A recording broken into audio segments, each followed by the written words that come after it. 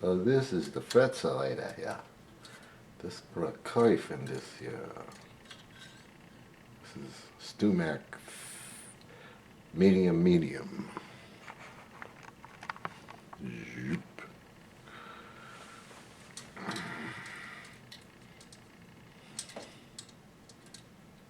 If we do it like this, we won't be happy. We have to put it in so that see how it's working this here? These are ball bearings. This is just a wheel. This one's adjustable so you can make more or less curve. It's a subtle curve.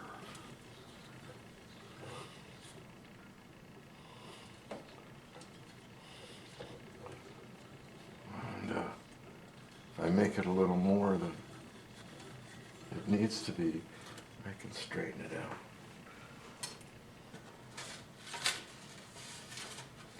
I'm going to take a little more. It's going to take about 2 pieces, less than about 1 3/4 lengths of these stuff. So I do 2 lengths. It's the Fretzelator.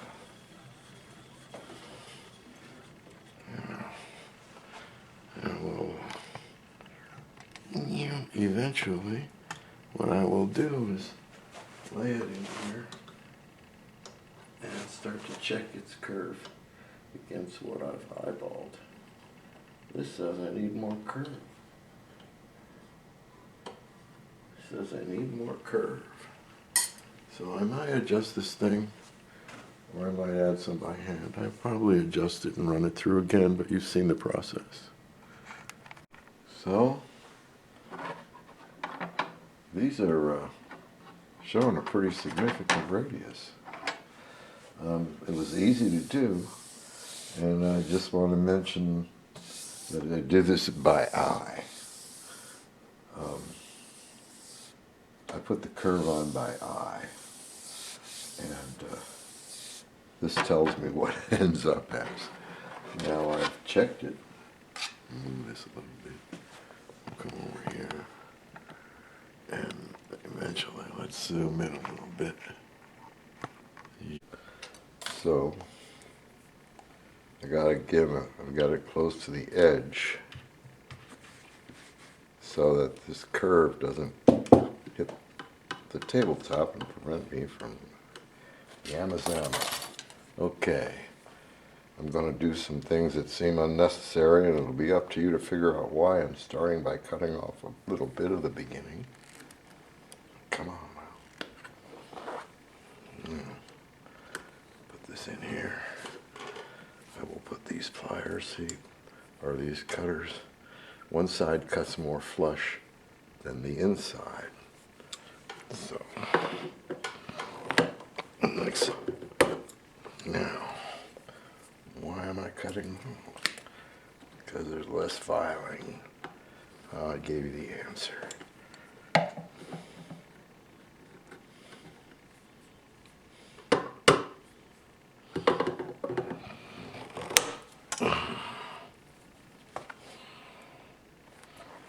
It's a waste of frets. Yeah. That would have been filed off because of the non-flush cut. Flush cut. Now I have a flush cut end, less filing for the final fit.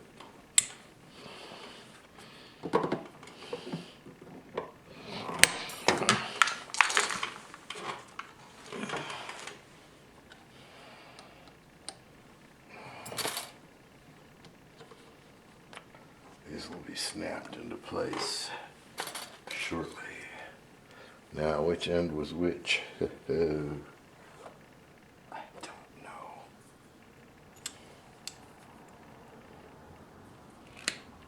We'll just make sure.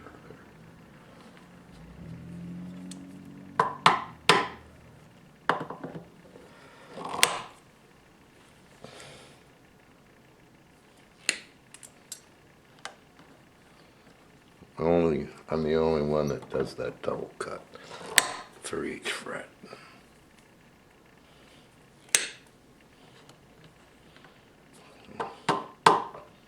You can save filing a millimeter of this stuff. It'll enhance your day. So you just march down, it ain't no big deal. We're going to file each one of these to length. We're not going to let them protrude and try to trim them and hit them with the file. We're going to file each one to its almost final length by hand, because it's the hardest way. And as you know, hardest way could be best way. And it usually is. If you're looking at a process like weaving silk,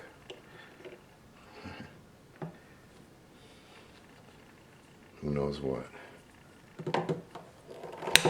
making soy sauce,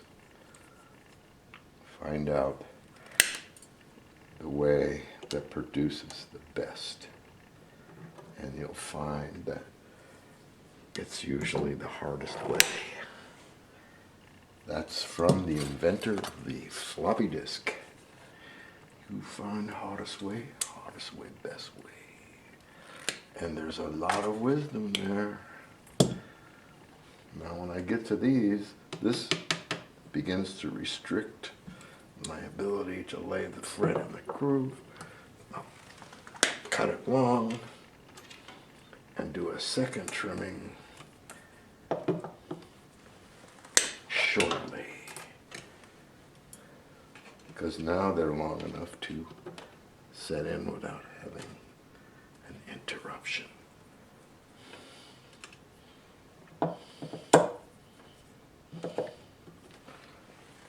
But you can cut all the frets to length in 10 minutes or less, 10 minutes. These are going to trim both sides anyway, so I won't do the double cut.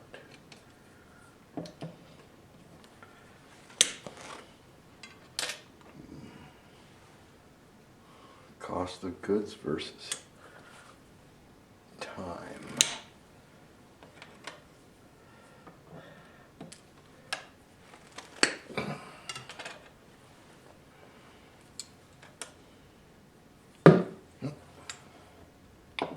No harm, no foul. One more. Oh, there we go. Last one.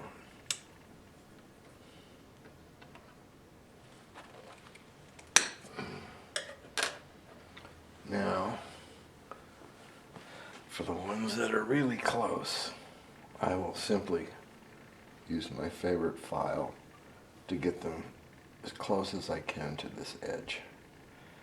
For these down here, I'll use these to judiciously trim before I file, because every bit you trim is less you have to file.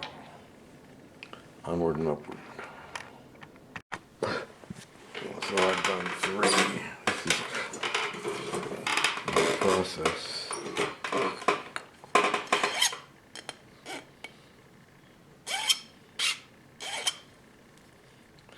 Take the tang down so it doesn't cause problems.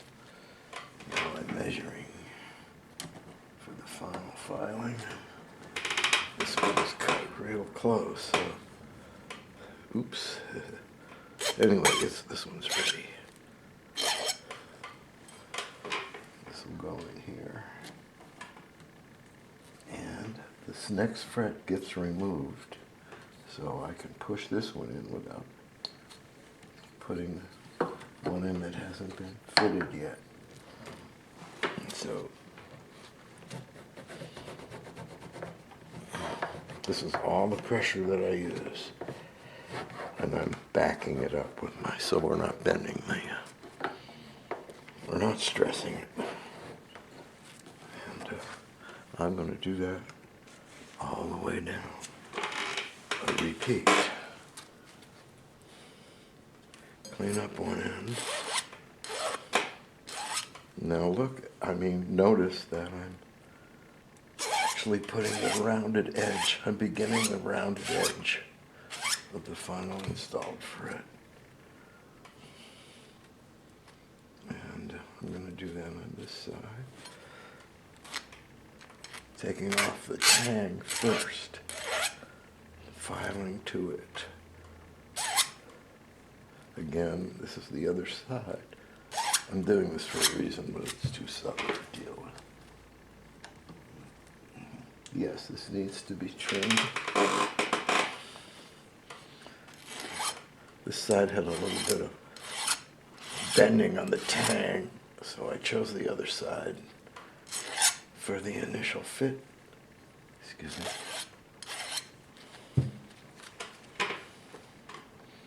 Now these hang over, in some cases, a little bit. If they have to, I guess. So, again, we'll take this one out. Stick this one in. Yeah.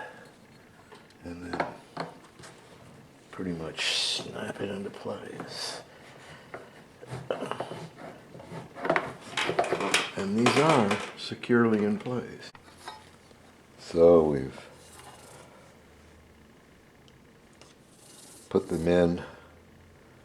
They're glued in with a thixotropic. Anyway, we're checking this. We can expect, this is the 3 thou. We can expect some deviation. But we don't have any there. Maybe there'll be some out here.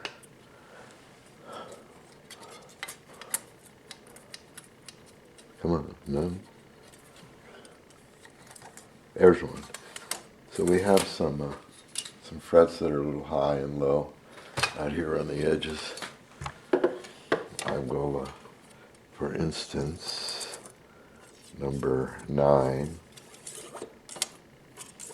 just the little, this is the flat fret file. Now, if these frets were loose in the grooves, they go ee, ee, ee, they'd screech. They're not screeching because they're well installed.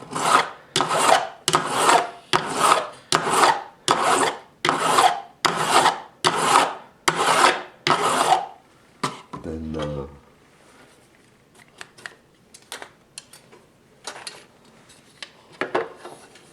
probably blocking everything all the time. Now it's gone. Okay, what was it? Number 9. Yeah, this one. So now we have, these are all level. So anyway, I use this and this. We get this level, and we have one thinner than this that we'll use. It's 002.5. And after they're completely level, wherever the flat spots are, we will use a fret recrowning file. This has a little mini curve in it. Yeah, you'll never see it there. I think you might see it. It's the actual crown of each fret. So,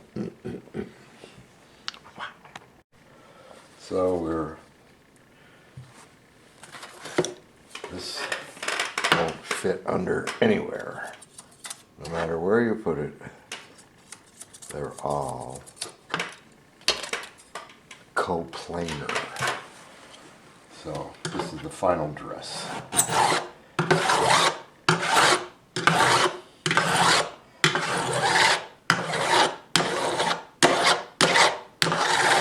Some of these have they're almost completely okay. Some of them down here are a little flat. I opted to level these instead of taking the wood down. So I made myself a little work here, right in there.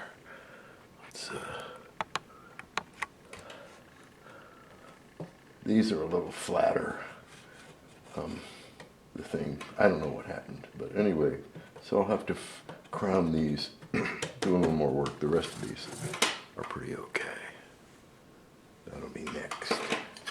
That's this thing. You got your wide and your medium. It's a medium fret. I use the wide. Don't ask why.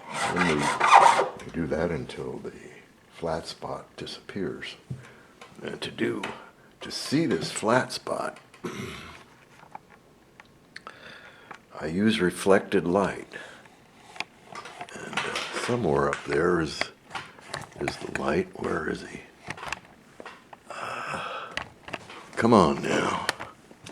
There's a light up there. There he is, right there. Anyway, that light.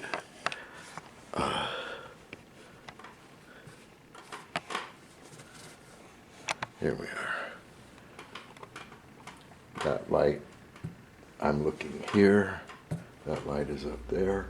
So I can see the flat spot and watch it disappear. As this pulls back, I can see it disappear. But there's a considerable amount of work involved in doing this.